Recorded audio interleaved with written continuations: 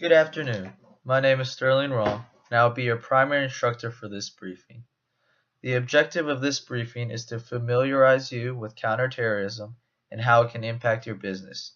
Your organization has deemed it crucial that you be well acquainted with this metric, as your work requires extensive knowledge on what your company can do in times of terrorist acts. By the end of this briefing, you will be able to identify what counterterrorism entails, types of counterterrorism, direct and indirect consequences, and finally, lessons learned to be applied for future investments of counterterrorism.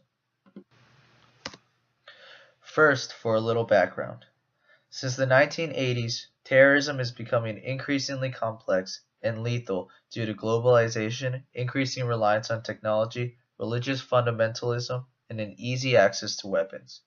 Terrorism has direct effects such as damaging infrastructure, killing or wounding people, and indirect effects on businesses such as decreased spending and lower investments due to lower consumer confidence.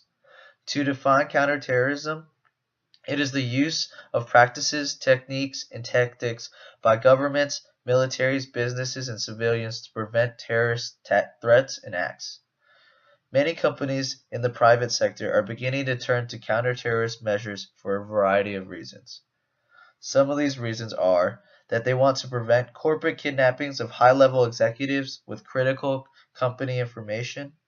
They want the ability to prevent corporate theft, such as the eco-terrorist groups releasing lab animals. Companies also want to prevent information loss, such as stealing trade secrets or classified information. Furthermore, companies want to ensure a safe and secure supply chain for a safe manufacturing and distribution process.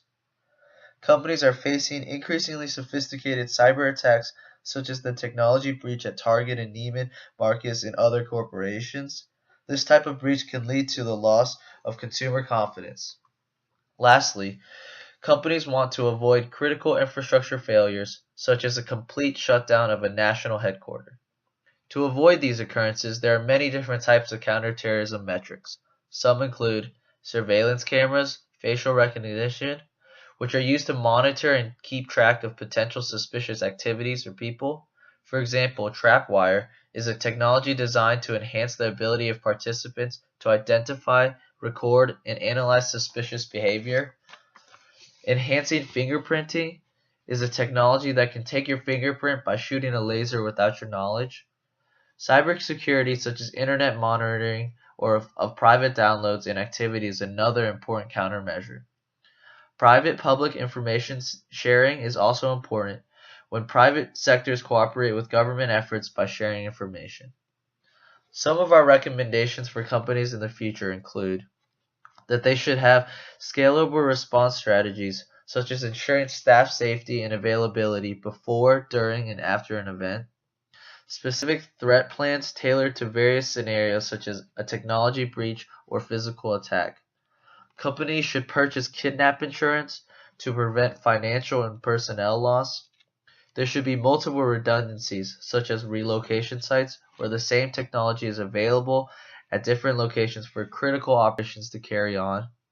Companies should increase cybersecurity measures such as monitoring internet website searches, restricting certain search phrases and pages.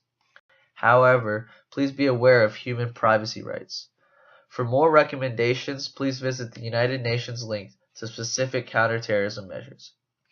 In closing, today we have discussed various dimensions of the counterterrorism, including the types, direct and indirect consequences, and lastly, recommendations that we must apply to dealing with countering terrorism.